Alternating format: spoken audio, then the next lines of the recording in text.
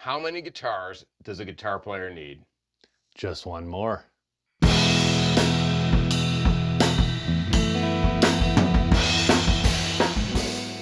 Today we're looking at the guitar player's gear journey from start to finish. To start again? To finish. To start again. Yeah. It is a bit of a circle. We started making a flow chart to try to give you a good idea of how this works, but really it's a tough thing because at the end you kind of go back to the start. There is no end. It's kind of more of a cycle, a never-ending cycle than a journey from A to B. But that's part of the fun, right? Like the fun and the enjoyment's in the journey, not the destination. Yeah, so we're going to go through the normal steps that most people take on their journey, the gear that they acquire, the lessons that they learn, and hopefully we leave you with enough tips that you can kind of skip some of these steps and maybe not learn the hard way. Yeah. So maybe take some lessons from mistakes we've made, mistakes we watch people make all the time. Your first guitar. I'm not talking about, something you got as a gift from your parents or your parents bought for you, but like you've been playing and now you're going to take this to another level. You're into it and you're going to go out and get yourself a guitar. It could be an adult that's starting, but it's definitely not talking about kids because you don't have a choice when you're a kid. Right, little Billy or little Susie's all grown up and they want to buy their first guitar with their own money. So they go into that guitar store and they think, do I want electric, acoustic? Donnie's telling me I should get a ukulele, but I don't know about ukulele. No, that's not a path that has a lot of growth. It's kind of like a dead branch. But yeah, this is the part where you're gonna be influenced by what kind of music you're into at that time, right? If you're, listening to a lot of like rock stuff, you're probably gonna be, more of a electric guitar path. And, if then you're listening to a lot of acoustic music or, solo artists, singer-songwriter stuff like that, then maybe you're gonna be more on the acoustic side. Yeah, and a lot of people start out with an instrument that's maybe subpar or it's okay. We're hoping to get to a point where you're getting something that's at least acceptable, a decent quality guitar, because you don't want your journey to end with that first guitar. Yeah, it could be your first step on the road and it's into an open manhole cover sort of thing. So at this point, you may have just be getting a tuner, you may be just getting a few things. You also may be just getting an amplifier, like a real amplifier for the first time because you've been playing your electric guitar acoustically or you've been playing, through a free app on your phone or something like that. But you decide now's the time I'm going to get an amplifier as well. Yeah, maybe initially you didn't budget for having to get an amp. You just thought about the guitar and you've been finding some solution to be able to get it, electrified, amplified. But now you're looking at like, what do I need for a half decent quality amp to get a half decent sound? Right.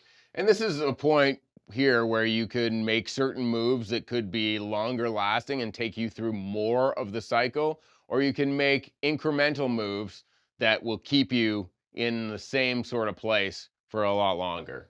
So this is like maybe I'm getting a Line 6 Spider, maybe I'm getting a Blues Junior, or maybe I know I'm going to want that Princeton eventually. I'm just going to get the Princeton. Right. So you maybe cut out, an extra couple $1,000s of amps that are going to be going by the wayside anyway, and you move right to like a nice small tube amp that sounds decent. Yeah, you cut out the Spider and spare the bite. I've been playing now for a bit with this one guitar I got, and I've kind of seen the shortcomings of the instrument. It's time for a second guitar. It definitely is. And this is a point to either double down on doing the same thing. Like I want to get a second acoustic, I want to get a second electric, or maybe you're going off into a path of I want to try electric or I want to try acoustic. Right. Either way, this is not a want at this point. It's a need. You need to get that second guitar. So it's just one more, and it's going to be that next step or step in a different direction. Yeah, absolutely. And a smart decision to make on this at this point would be to get something better. Because maybe that guitar you started with isn't that great. The action's high, it doesn't stay in tune, doesn't suit the style of music you're playing now. So you're getting something that's better quality and maybe more in the path that you want to go in. Yeah, at this point, you're going to have maybe more of a better idea of Hmm. what it is you're even into, like what styles, what the feel, or what you're looking for in an Hmm. instrument. You're going to have a more refined taste for it, so you're going to make a more refined decision. This is usually the point where most people realize that a Floyd Rose isn't for them because they haven't restrung their guitar since they got it. That's entirely possible. It could be a guitar for them though down the Down the road. road, right? When they get a really good Floyd Rose Right. guitar. Yeah. Yes. So you got that second acoustic guitar, you're loving it, but you feel like tweaking things a little bit. So now you're trying new strings. Maybe you've got a new capo, a partial capo. You're trying different picks out. You're doing open tunings. Maybe you're getting it set up for a different open tuning. You're kind of playing with that guitar to make it something else, or try to kind of fill a void that's there in what you need. That's right. And the same thing's going on on your electric guitar journey. Now you get your guitar and your amp, but you want a different drive sound. So you're buying overdrive pedals. You want some echo, delay. You get a delay. The reverb on your amp isn't as good as something in the pedal, so you get that. And you're experimenting and adding. Maybe you're making a pedal board. Hmm. You're getting going on this stuff. Yeah, and you may be realizing like, hey, to get that sound, I'm going to need a compressor, or I'm going to need a drive, I'm going to need this type of reverb. But the further you go down that path, the more you realize, well, it would be more impactful if I changed my guitar, maybe I changed my amp, maybe I changed some of that stuff to get closer to the sound. Right. There may be limitations again on whatever option you chose, or your tastes are becoming that more refined. Okay, I need a guitar with this kind of pickups, single coils, or I need a guitar with humbucking pickups. And this takes us right to Guitar number 3.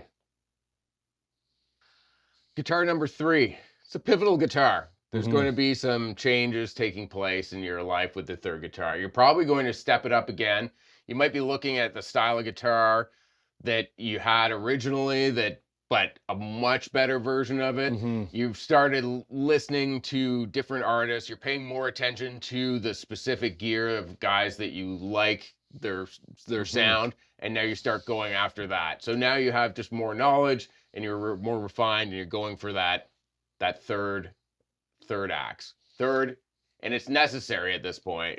You just need this one more because now you know what you need to get where you're going. Yeah, it's usually a new look, a new feel, something that you haven't experienced again, something brand new for you.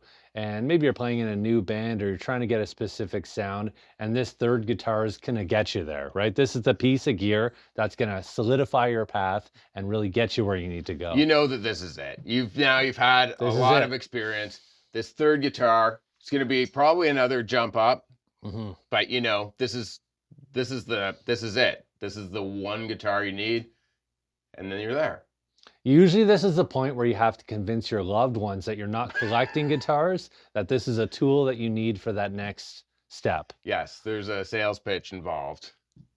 I just spent the most money I've spent yet on a guitar. That was my third guitar.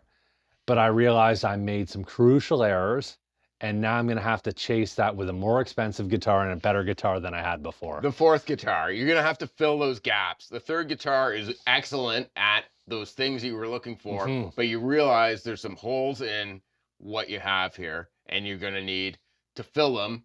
And you're not getting an inferior guitar again because that gateway is closing. Like the Yes. gateway of like less expensive guitars is closing. Hopefully.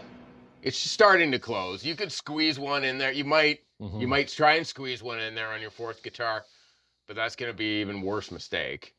Yeah, this is really the guitar where you're trying to avoid the conversation. So you're past convincing your loved ones that you needed this. This is more of an avoiding the conversation. You realize maybe you made a little mistake and you don't need to talk about it, and it's your money and you're doing what you have to do. So this is guitar number 4. It's good. Yes. And again, filling the gaps. So you get Mhm. guitar number 4. Let's say you've made every right decision along the way. You got 3 guitars you really loved. You got the right thing. You're still playing all 3. Maybe that fourth guitar is your baritone guitar, is a double neck, is a 12 string. It's an experimental guitar to go outside the box. Maybe it's a bass that you can record with. Yeah, You know? that's definitely going to come up. all that stuff. And this guitar is kind of like the fourth guitar we're saying. Like if you're lucky, right? It's probably more. It might be the 14th guitar really, but Hmm. this is a guitar you can always add. So you've got four guitars. Everything's good there, but you realize, that amp that you've been kicking around, now you might need to upgrade it. You're thinking, I'm playing with some guys or I'm doing some different stuff, I'm Hmm. recording. Maybe I should explore upgrading my amplifier. Yeah, maybe you did get bitten by the spider in the beginning, and now you've realized everything kind of sounds the same through that amp. And you want to hear a bit more transparency. So you upgrade to something higher end, maybe a boutique amp or just something with tubes, really good sounding amp. And now you're hearing the difference between each instrument. Yeah, now your guitars, you're really hearing what's going on all of a sudden. And this may be great. You might be like, oh, I didn't realize like these intricacies of the tone of Hmm. this particular instrument. It could also be bad. It could be showing you some flaws in some of the stuff you've got. So now that you've got the great amp, you might be looking at an upgrade in the guitar world, and you just need that next guitar. Yeah, so this introduces a new dilemma. You're a few years deep now. You've got a bunch of gear. You've got the pedals, you've got the capos, the tuners, the amps, the guitars, you've got it all. But that last amp really started revealing some holes in your collection. Now you've realized it's kind of what we call guitar capital. There's a certain amount of money we have in our gear funds, and there is kind of a finite amount of money we have in our gear funds. So maybe now you have to do a bit of a culling, sell some of that stuff you're not using that's okay, and get a really, really good guitar. Sure, this could be a big move. You could be selling a few acoustics to get something really, Hmm. really higher end, really refined, and really in tune with what your ear is desiring. You could be selling your three electrics to get this one electric, four electrics, get this one electric that is going to trump them all. And that is really the one more guitar that you need because you're going to get rid of this other stuff Hmm. and you're going to put it all in and get this better instrument. Yeah, I think this is the point where you can either continue to collect and maybe you're amassing high quality stuff, maybe you're just amassing stuff. And the amassing stuff part is not really fun. You realize you have a bunch of so equipment. You don't really like anything that much, but there's a lot of it. And you have, two guitars more than Donnie does. So that's always good. But it's still at the end of the day just a collection of stuff. And you don't have that one great guitar. Right. And this could be the point where, I mean, because guitars do have, you always got some value in your instruments. You Hmm. can turn them, you usually, if you've got some decent stuff, you can turn those three or four guitars into one much better guitar. So at this point, you've got that great guitar. It's just Hmm. one. You got rid of those other ones. You got this great one. You got a great amp. You're now going to need to upgrade just like some of the essentials. You haven't really thought about this stuff before, but like the pedal interconnects, your pedals, Hmm. speaker cables, that type of thing. Yeah, maybe you didn't have a pedal board up to this point. So you're getting that integrated power supply, a nice pedal board. Everything's laid out with Evidence Audio or George L cables. You're really upgrading those kind of nuanced things. Your speaker cable's got to be better. Your instrument cable's got to be better. You're looking at some different types of picks. You're looking at some of that fine tuning because you like your amp and you like your guitar. Yeah, you've arrived. You got that one guitar. You've got that great amp. Now you upgrade like the fine details of your accessories sort of Mhm. thing. So you got it all. You're done, right? This is where you may have to go back to step two again and buy your second guitar second time. Well, yeah, you've got that one guitar that's like Hmm. super high quality, but you realize there's a sound you need and it's going to come from a different guitar. Now, in this round, you've gone up, you've got this really great guitar, but you need that sound. Hmm. The gear gateway is closed now. You're on one side of it with that guitar and you can't really go back. You can't dip your toe back in that pond that you were previously in. You're going to be looking at guitars that are of the same kind of quality as that one you went all in on. Everyone eventually deals with this through the ages, at least since the 90s, is switching everything to digital. Yeah, you get sick, you played 1,000 gigs and now you're sick of loading out that heavy gear. You don't want to carry a 412 anymore. You want a really compact setup. You want to put a gig bag on your back, maybe something in your pocket, a small loadout. So you're moving to digital. Maybe it's something like a Line 6 Helix or, one of the lightweight Tone Master amps, but you want a lightweight loadout. Sure. And then now there's so much now you can go that way with the modeling Mhm. stuff. So you go all in, you get rid of your amps, you kind of go into this digital world. And this can happen. It's not just now. This has happened forever. It's happened in the Mhm. 90s. It happened early 2000s. It's constantly happening. You do that for a while, and then you realize I really miss my analog stuff. I miss my big tube amp. This can be cyclical and it doesn't fit in a specific spot No, because you can kind of make that choice at any point, but you often see people later in life who've been gigging for a long time, they're making that decision. sure. But this could be a smaller cycle that's operating in the larger cycle of your gear acquisition. The final culling, years and years of collecting, maybe decades, and you've got a lot of stuff. Your partner may not have an idea of what those things are worth.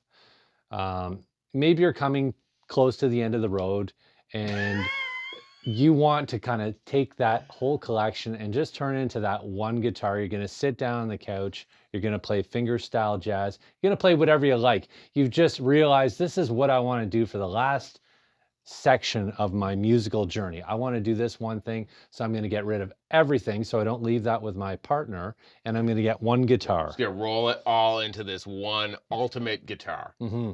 And you do that. Ideally, you do that because the other option is leaving your partner with a stash of gear, and now they're kind of trying to sort it out for you, and Right. maybe realizing that some of the stories you told them weren't true. You've moved into that final guitar. You think this is it. This is the end. I've just sold everything. I upgraded, sold everything, and I put in a little money, and I got this ultimate guitar. Hmm. That's the end of the cycle. It's all over. It's all over. Or is it? Is it just begun? Thanks for watching this video. Hope you got some insight into your own gear acquisition journey.